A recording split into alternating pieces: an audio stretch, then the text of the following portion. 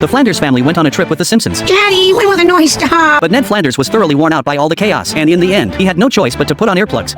Those were earplugs. The next day, the group stepped onto the Grand Canyon skywalk. Bart dropped his pants in public to mock Homer, who immediately retaliated with an even more outrageous stunt. Spotting this, the staff rushed over at once, tackled Homer to the ground, and dragged him away. Afterward, everyone prepared to ride mules to tour the canyon. The staff took one look at Homer's weight and tried to find a sturdier mule, but as soon as the mules caught sight of Homer, they all bolted in terror. Gordo here used to carry 200-pound granite blocks up from the canyon.